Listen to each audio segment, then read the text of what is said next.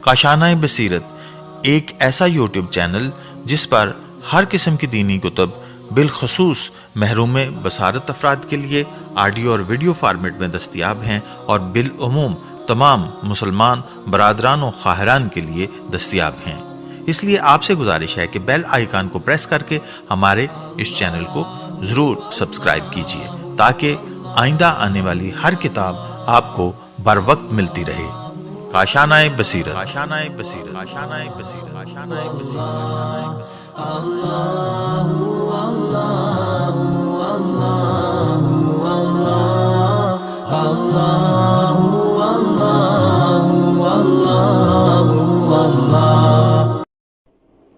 اعوذ باللہ من الشیطان اللعین الرجیم، بسم اللہ الرحمن الرحیم۔ السلام علیکم۔ کاشانۂ بصیرت کے یوٹیوب چینل سے آپ سے مخاطب ہوں اور زیر مطالعہ کتاب کا نام ہے محافل و مجالس، حصہ اول۔ علامہ ذیشان حیدر جوادی اس کے مصنف ہیں، اور اس کتاب کو پڑھتے ہوئے ہم پہنچے تھے پیج نمبر 66 پر، اور جہاں پر کہ مولائے کائنات علی ابن ابی طالب علیہ السلام کی عظمت کے بارے میں عظمت کی داستان بتائی جا رہی ہے، داستان عظمت مولائے کائنات۔ اور یہاں تک ہم پہنچے تھے کہ جب یہ بتایا تھا کہ جس کی پرورش کی دنیا والوں کی ذمہ داری تھی، علی ابن ابی طالب کو پیغمبر ہی لائے کہ دنیا پہچان لے کہ جن کی تربیت دنیا والوں کے ذمہ تھی انہیں دنیا والے لے گئے، اور جس کی پرورش مالک کائنات کے ذمہ تھی اس کی ذمہ داری رسول اسلام نے لے لی ہے۔ یہاں تک ہم پہنچے تھے۔ آئیے اب آگے بڑھتے ہیں۔ عزیزان محترم، علی علیہ السلام آغوش پیغمبر سے دوبارہ ماں کی گود میں آئے۔ ماں نے دستور عرب کے مطابق حفاظت کی غرض سے بچے کو کپڑے میں لپیٹنا چاہا، تو بچے نے کپڑے کو پارا پارا کر دیا، دوسرے کپڑے میں لپیٹا، اس کا بھی یہی حشر ہوا۔ 7 پارچے استعمال کیے اور بچے نے سب کو پارا پارا کر دیا، اور ایک مرتبہ آواز دی، مادر گرامی مجھے چھوڑ دیجئے، مجھے تسبیح کرنے دیجئے۔ Page number 67۔ میں کہوں گا یا علی، تسبیح پروردگار کو پارچے سے کیا تعلق؟ ماں حفاظت کر رہی ہے، کرنے دیجئے۔ آپ تسبیح پڑھنا چاہتے ہیں، پڑھیے۔ تسبیح کا اس مسئلے سے کیا تعلق ہے؟ امام کی مصلحت امام ہی جانتا ہے، لیکن واقعے کو دیکھ کر ایسا محسوس ہوتا ہے کہ علی منزل تسبیح میں ہاتھ کا باندھنا پسند نہیں کرتے، جبھی تو بار بار کہہ رہے ہیں مادر گرامی میرے ہاتھ کھول دیجئے، میں تسبیح پروردگار کرنا چاہتا ہوں۔ پہچانا آپ نے جو نقطہ دنیا آخر تک نہ سمجھ سکی، امامت نے اسے بچپنے ہی میں سمجھا دیا اور بتا دیا کہ تسبیح پروردگار میں کون سا انداز محبوب کردگار ہے۔ اللہم صلی اللہ محمد وآل محمد۔ اچھا، ابتدا میں جو میں نے پڑھا مجھے لگ رہا ہے کہ وہ اتنا مکمل میں نے جملہ نہیں پڑھا، کہ جہاں سے ہم نے کنیکشن دیا، جہاں پہ ہم نے اپنی اس سے پہلے والی ریڈنگ کو ختم کیا تھا، تو میں نے اس کا جو اینڈنگ تھی اس کو بالکل بیچ کے جملے سے شروع کیا۔ تو میں یہ چاہوں گی کہ یہاں پر میں اس کو تھوڑا سا ایسے کہ ربط بہت اچھا سمجھ میں آ جائے۔ تو وہ یوں تھا بالکل اس طرح کہ حالات کی پریشانی کی بنا پر حضرت ابو طالب علیہ السلام کے جو فرزند تھے نا، تو ان کی کفالت کا جب موقع آیا تو یہ طے پایا تھا کہ ہر کوئی ایک ایک بچے کو لے کے پال لے اور حضرت ابو طالب کا بوجھ ہلکا کر دیا جائے، تو علی ابن ابی طالب علیہ السلام کو پیغمبر ہی لے کر آئے۔ اور پھر اس کے بعد آگے یہ ہے کہ دنیا پہچان لے کہ جن کی تربیت دنیا والوں کے ذمہ تھی انہیں دنیا لے گئی، اور جن کی پرورش مالک کائنات کے ذمہ تھی اسے رسول مکرم نے لیا۔ آئیے پیج نمبر 67 پر ہم آگے بڑھتے ہیں۔ آخر کار جب ایسا ہوا کہ تسبیح پروردگار کے لیے مولا کائنات بار بار پارچے کو پھاڑتے رہے، اور پھر یہاں پہ علامہ صاحب نے یہ بتایا ہے کہ وہ اس نقطے کو سمجھانا چاہ رہے تھے کہ کون سا طریقہ جو ہے تسبیح کرنے کا، ہاتھ باندھ کے یا ہاتھ کھول کر، وہ محبوب ہے، پروردگار عالم کو پسند ہے۔ آئیے اب آگے بڑھتے ہیں۔ آخرکار مادر گرامی نے بچے کو گہوارے میں لٹا دیا اور کسی کام سے چلی گئیں۔ ادھر ایک اژدہا آیا اور گہوارے کی طرف بڑھا، چاہتا تھا کہ مولود حرم پر حملہ کرے۔ ایک مرتبہ بچے نے گہوارے سے دونوں ہاتھ نکالے اور اژدہے کو دو ٹکڑے کر کر خاک پر لٹا دیا۔ اللہم صلی علی محمد وعلی محمد۔ دنیا انگشت بدنداں تھی کہ یہ کم سنی اور یہ ہمت، یہ گہوارہ اور یہ بہادری، لیکن علی علیہ السلام نے واضح کر دیا کہ جس کی طاقت دنیا کی دین ہوتی ہے وہ مشق و مہارت کے بعد شجاعت کا مظاہرہ کرتا ہے، اور جس کی طاقت خدا داد ہوتی ہے وہ ایسے ہی کرامات کا اظہار کرتا ہے۔ اللہ علیہ کمال علی۔ آغوش رسول میں آئے تو آسمانی صحیفوں کی تلاوت کر دی، گہوارے میں آئے تو اژدہے کے دو ٹکڑے کر دیے۔ قرآن مجید نے آواز دی کہ ہم نے طالوت کو اس لیے سردار لشکر بنا دیا تھا کہ ان کے پاس علم کی طاقت بھی تھی اور جسم کی قوت بھی۔ ہم مال و دولت اور جاہ و حشم نہیں دیکھا کرتے، ہماری نمائندگی کے لیے علم اور جسم کی وسعت درکار ہوتی ہے۔ Page number 68۔ علی علیہ السلام نے آواز دی، دنیا والو، اگر میری نمائندگی کی شان پہچاننا ہے تو مجھے جوانی اور ضعیفی میں نہ دیکھو، میری کمسنی کا حلم دیکھو۔ خانہ کعبہ سے نکل کر آغوش نبی میں آیا تو علم کا اعلان کیا، اور گہوارے میں قدم رکھا تو طاقت جسم کا اظہار کر دیا۔ اب میرے علاوہ اس کائنات میں کون نمائندہ پروردگار ہو سکتا ہے؟ اللہم صلی علی محمد وعلی محمد۔ واقعہ تمام ہو گیا، لیکن علی علیہ السلام کے اظہار شجاعت سے عالم عربیت میں ایک ہنگامہ پیدا ہو گیا۔ جیسا کہ تاریخ کا بیان ہے کہ اس اژدہے کا خاصہ یہ تھا کہ اسے معیار الولد کے نام سے یاد کیا جاتا تھا، اور عرب میں جب کوئی بچہ پیدا ہوتا تھا تو لوگ اسے اژدہے کے قریب لا کر ڈال دیا کرتے تھے۔ اگر اس کے نسب میں کوئی عیب ہوتا تو اژدہا اسے فنا کر دیتا تھا، اور اس طرح زندگی سے نجابت اور شرافت کا فیصلہ ہو جاتا تھا۔ علی علیہ السلام نے اژدہے کو ہمیشہ کے لیے ختم کر دیا تو لوگ گھبرا کر پیغمبر اسلام کے پاس آئے، حضور اب کیا ہو گیا؟ اس بچے نے تو قیامت ہی ڈھا دی، اب ہمارے بچوں کا کیا حشر ہوگا اور ہم نجابت کا فیصلہ کیسے کریں گے؟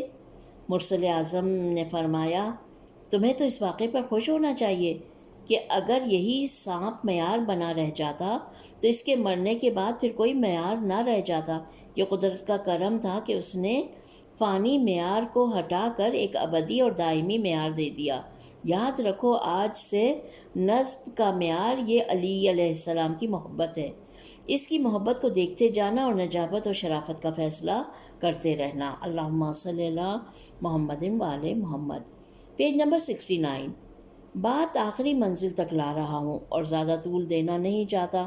علامہ عبید اللہ امرتسری نے اپنی کتاب ارحج المطالب میں علی علیہ السلام کے ناموں میں حیدر کی یہی وجہ بیان کی ہے کہ حضرت علی علیہ السلام نے اژدہے کے دو ٹکڑے کر دیے تھے۔ یہ وجہ صحیح ہو یا نہ ہو، اتنا ضرور ہے کہ اس نام کے ساتھ ایسا کوئی واقعہ ضرور وابستہ تھا کہ لوگ اس نام سے لرزتے تھے۔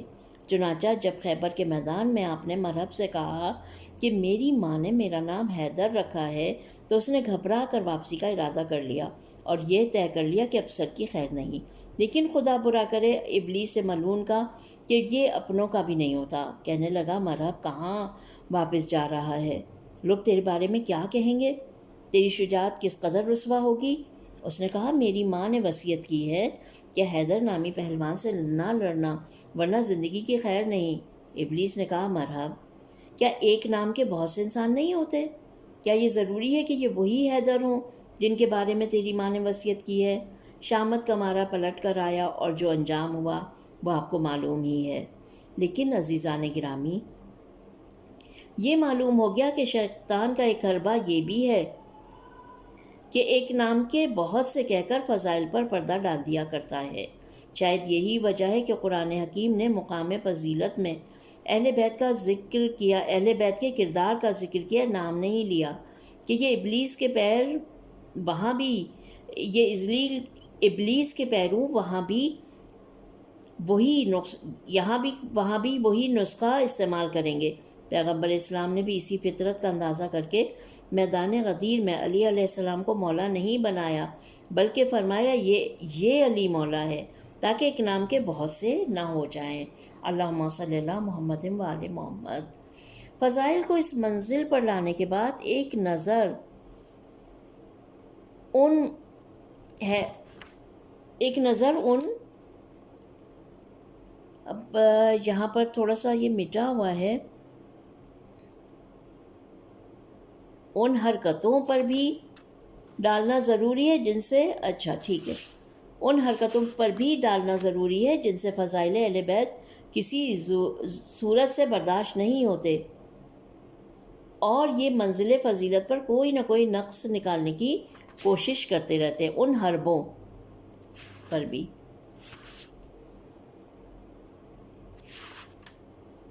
Page number 70۔ ظاہر ہے کہ جب عام فضائل میں یہ روش ہے جہاں مقابلہ کرنے کی بھی گنجائش ہے اور دوبارہ حاصل کرنے کی بھی گنجائش ہے، تو اس فضیلت کا کیا عالم ہوگا جس میں مقابلے کا کوئی سوال ہی نہیں پیدا ہوتا، نہ کوئی انسان دوبارہ پیدا ہو سکتا ہے، نہ علی کی اس فضیلت سے مقابلہ ہو سکتا ہے۔ یہ بدقسمتی اور بدقسمتی یہ ہے کہ مسلمان آوگان کا بھی قائل نہیں ہے کہ اس امید میں زندگی گزار لیتا کہ شاید اگلے جنم میں خانہ کعبہ میں پیدا ہو جائے۔ چنانچہ چاروں طرف سے مایوس ہونے کے بعد آخری راستہ یہ نکالا کہ مولا کی اس فضیلت سے ہی انکار کر دیا جائے۔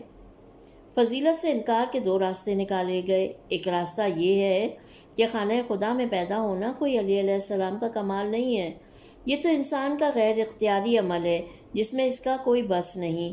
انسان نہ پیدائش پر اختیار رکھتا ہے نہ موت پر۔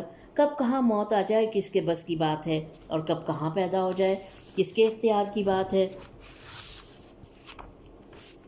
یہ مالک کائنات کے اختیار کی بات ہے، اور اتفاق وقت کہ فاطمہ بنت اسد اس موقع پر ہی خانہ کعبہ تک آ گئیں اور وہی مولا کائنات کی ولادت ہو گئی، ورنہ اس میں علی علیہ السلام کا کیا دخل؟ میں کہتا ہوں اولاً تو تاریخ واقعات اس اتفاق کے صریحی مخالف ہیں، ان میں الہی منصوبے کے آثار پائے جاتے ہیں اور قدرت کا انتظام صاف نظر آتا ہے۔ لیکن اگر یہ مان بھی لیا جائے کہ یہ ایک اتفاقی بات تھی کہ علی خانہ کعبہ میں پیدا ہو گئے، تو کیا یہ بھی اتفاق تھا کہ فاطمہ بنت اسد کعبہ ہی تک آئی؟ یہ بھی اتفاق تھا کہ دیوار کعبہ میں در بن گیا؟ یہ بھی اتفاق تھا کہ وہ پیچھے ہٹنے کی بجائے آگے بڑھ جائیں؟ یہ بھی اتفاق تھا کہ دیوار دوبارہ جڑ جائے؟ یہ بھی اتفاق تھا کہ 3 دن تک 1000 کوششوں کے باوجود قفل نہ کھل سکے؟ یہ بھی اتفاق تھا کہ 3 دن کے بعد دوبارہ دیوار میں در بن جائے؟ یہ بھی اتفاق تھا کہ مریم و حوا اور آسیہ و سارہ جیسی خواتین خدمت کے لیے چلی آئیں۔ Page number 71۔ یہ بھی اتفاق تھا کہ پیغمبر اسلام استقبال کے لیے پہنچ جائیں۔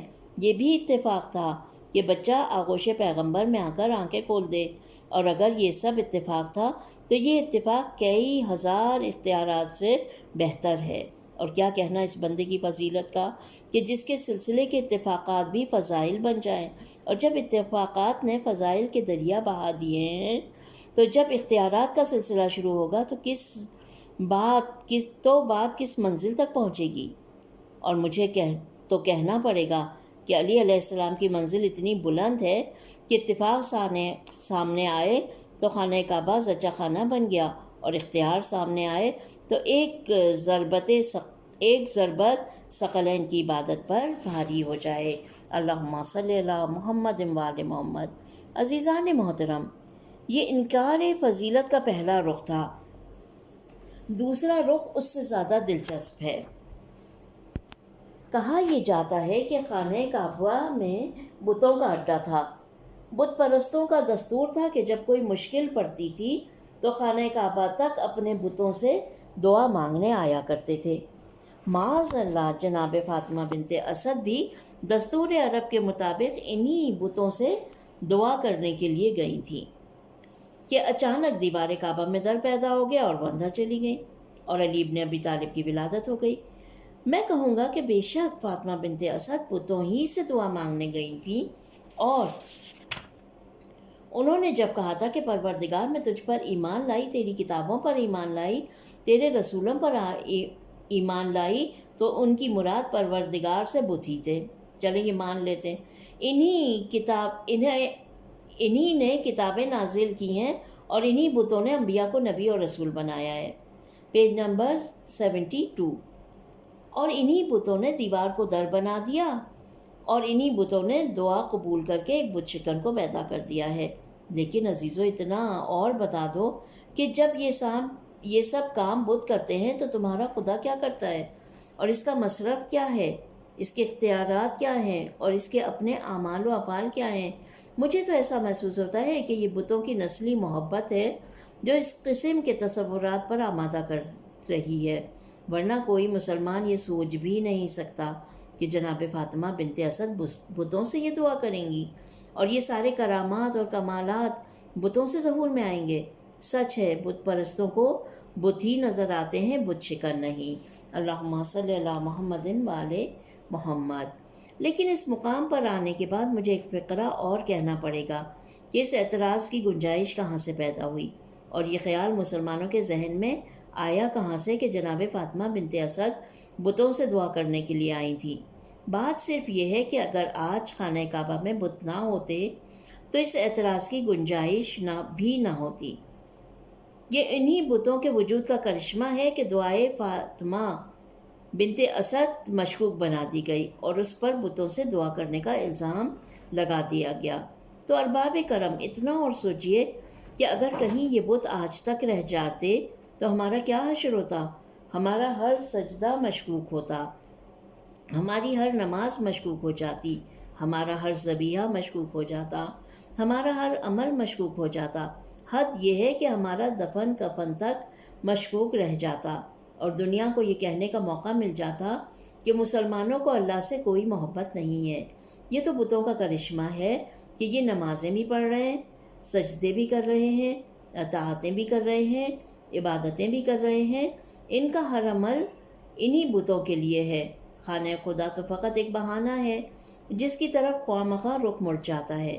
بتائیے دنیا اسلام میں اس الزام کا کوئی جواب تھا؟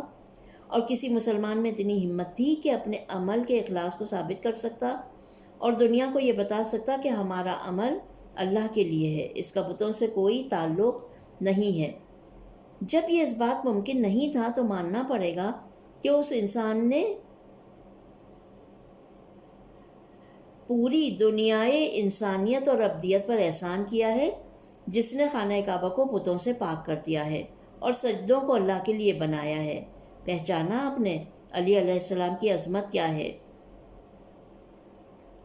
دشمن نے اپنی جانب میں بنت اسد پر الزام لگا دیا تھا، لیکن یہی الزام فضائل کی بنیاد بن گیا اور یہ ثابت ہو گیا کہ علی علیہ السلام نے خانہ کعبہ کو بتوں سے پاک نہیں کر دیا ہوتا تو مسلمانوں کی کل عبادت اور بندگی مشکوک ہو جاتی، اور علی کا پوری دنیائے ابدیت و بندگی پر احسان ہے کہ انہوں نے سجدوں کو خلوص بخشا، عبادتوں کو اخلاص عنایت کیا اور بتوں کی طرف جاتے ہوئے ذہنوں کو خدا کی طرف موڑ دیا۔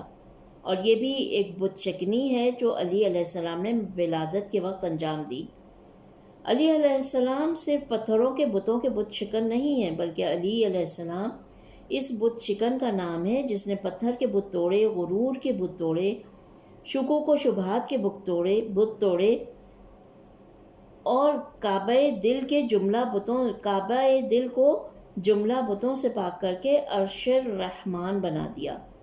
علی علیہ السلام نہ ہوتے تو خانہ کعبہ بیت اللہ نہ کہا جاتا، اور علی نہ ہوتے تو قلب مومن عرش الرحمن نہ بنایا جاتا۔ اللہم صلی اللہ محمد وآل محمد۔ Page number 74۔ عزیزان گرامی، بات آ گئی ہے تو خاتمہ کلام میں ایک اور فقرہ کہہ کر آپ کی زحمت کو تمام کر دوں کہ دنیا علی علیہ السلام کی اس فضیلت کا کیا مقابلہ کرے گی۔ انبیاء اس منزل پر نہیں آ سکے۔ آپ کو یاد ہوگا کہ جب جناب مریم کے ہاں جناب عیسیٰ کی ولادت کا وقت آیا تھا تو بیت المقدس میں رہنے والی مریم سے کہا گیا تھا کہ مریم باہر چلی جاؤ، یہ عبادت خانہ ہے، سجدہ خانہ نہیں ہے۔ اور جب علی علیہ السلام کی ولادت کا وقت آیا تو اپنے گھر میں رہنے والی بنت اسد کو دیوار میں در بنا کر بلا لیا، حالانکہ بیت المقدس کی حیثیت عارضی تھی۔ وہ چند دنوں کے لیے قبلہ بنایا گیا تھا اور خانہ کعبہ کی حیثیت دائمی ہے، وہ ہمیشہ ہمیشہ کے لیے قبلہ ہے۔ حیرت کی بات ہے کہ بیت المقدس جیسے گھر میں کلمۃ اللہ، روح اللہ، بلکہ بقول نصارہ ابن اللہ نہ پیدا ہونے دیا جائے اور خانہ کعبہ میں فرزند ابو طالب پیدا ہو جائے۔ اللہم صلی علی محمد وآل محمد۔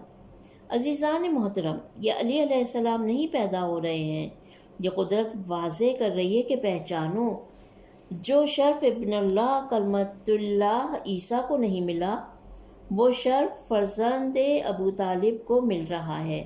اب یہ فیصلہ کرو کہ ابو طالب کافر ہیں یا مومن، اور فیصلہ کرنے سے پہلے سوچ لینا کہ اگر میری حکمت و عدالت پر اعتراض کیا تو تمہارا بھی ایمان نہ رہ جائے گا۔ عزیزو، ابو طالب اس مرد مومن کا نام ہے جو ایمان کی چہار دیواری میں رہتا ہے۔ ادھر عبد المطلب علیہ السلام، ادھر علی علیہ السلام، ادھر فاطمہ بنت اسد سلام اللہ علیہا، ادھر رسول اکرم صلی اللہ علیہ وسلم۔ عبد المطلب کی وصیت گواہ ہے کہ ابو طالب صاحب ایمان ہے۔ فاطمہ بنت اسد کی زوجیت گواہ ہے کہ ابو طالب مومن ہے۔ رسول اکرم کی تربیت گواہ ہے کہ ابو طالب محافظ اسلام و ایمان ہے، اور علی علیہ السلام کی ولادت گواہ ہے کہ ابو طالب صاحب ایمان نہیں بلکہ کل ایمان کے باپ ہیں۔ اللہم صلی علی محمد وآل محمد۔ علی کی تاریخ میں یہ نقطہ بھی قابل توجہ ہے کہ علی علیہ السلام کی ولادت بھی اللہ کے گھر میں ہوئی، اور دنیا سے جاتے ہوئے علی علیہ السلام کی شہادت کا سلسلہ بھی اللہ کے گھر سے ہی شروع ہوا۔ Page number 75۔ زندگی کا آغاز بھی خانہ خدا سے اور انجام بھی خانہ خدا پر، اور کھلی ہوئی بات ہے کہ انسان کی سوانح عمری میں ولادت و وفات کو بڑی اہمیت حاصل ہوتی ہے۔ قدرت نے علی علیہ السلام کے آغاز و انجام کو مسجد سے مربوط کر کے واضح کر دیا کہ علی والا وہی ہوگا جس کا ربط کعبہ و مسجد سے ہو، جو طواف کعبہ سے فرار کرے اور مسجد میں نماز پڑھنے سے کنارہ کشی کرے، اس کا علی علیہ السلام سے کوئی تعلق نہیں ہے۔ علی آئے تو عظمت کعبہ کا اعلان کرتے ہوئے آئے، اور گئے تو عظمت مسجد کا اعلان کرتے ہوئے گئے۔ اللہم صلی علی محمد وآل محمد۔ یہاں پر داستان عظمت مولا کائنات ختم ہوتی ہے۔ اب انشاءاللہ آگے جب ہم بڑھیں گے پیج نمبر 76 پر، تو وہاں پر ہوگی داستان عظیمت مولا کائنات علیہ السلام۔ آج کی ریڈنگ یہاں پر ختم ہوتی ہے۔ اپنا بہت خیال رکھیے گا۔ ربنا تقبل منا انک انت السمیع العلیم۔ خدا حافظ۔ انشاءاللہ جلدی دوسری ریڈنگ کے ساتھ ملتے ہیں۔